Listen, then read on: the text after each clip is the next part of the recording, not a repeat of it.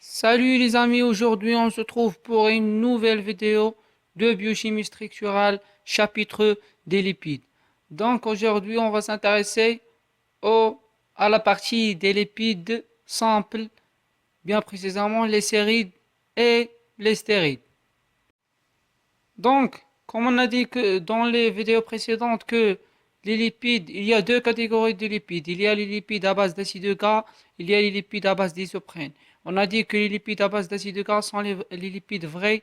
On a dit que les lipides à base d'acides gras, il y a trois groupes. Il y a les acides gras, il y a les lipides simples, il y a les lipides complexes.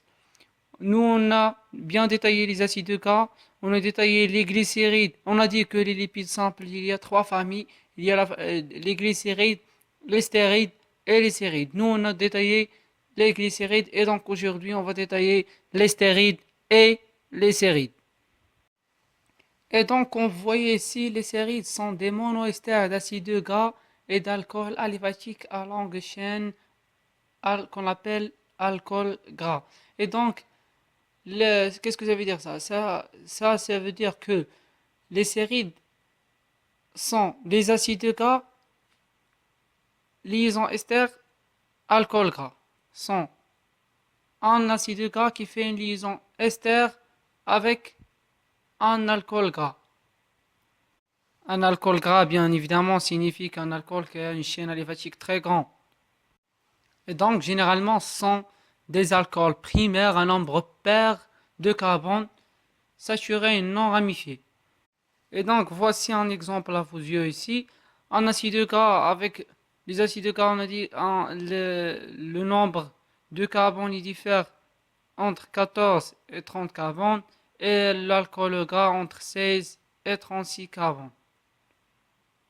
Et donc, vont donner les sérides avec une liaison ester. Et donc, voici deux exemples. Le premier concernant le palmitate de cétyle, l'extrait à partir de la cire du blanc de la baleine. Et le deuxième, c'est le sucre d'abeille.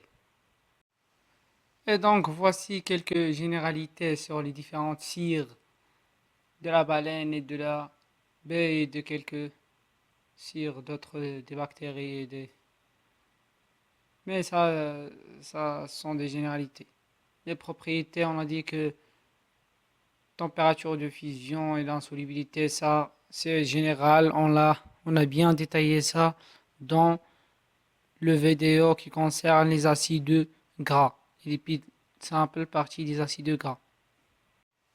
Et donc, les stérides sont des esters d'acides gras et de stérol. Ça veut dire quoi cette notion ester d'acides gras et de stérol? Ça veut dire qu'il y a une liaison ester entre un acide gras et un stérol. Les stérols sont des alcools dérivant du noyau stéroïde produit de la condensation de 4 cycles dont l'hydroxyle est une fonction alcool secondaire toujours à la même position. Je l'ai noté en rose dans l'image. Je l'ai entouré 4 cycles. Le noyau stéroïde est produit de la condensation de 4 cycles. Et dans l'hydroxyle est une fonction alcool secondaire, toujours à la même position. Le plus représentatif est le cholestérol et le phytostérol. Et donc voici un palmitate pour bien comprendre. L'exemple de palmitate de cholestérol. On a dit que les stérides sont des esters d'acide gras et de stérol. Voici l'acide gras, c'est l'acide palmitique. Et le stérol, c'est le cholestérol. Voici le noyau stéroïde, si je l'ai noté en rose. Et donc, finalement, n'hésitez pas de cliquer sur subscribe, like for more videos. Thanks for watching. Et n'hésitez pas de voir notre page sur Facebook, la biologie universitaire. Et à bientôt.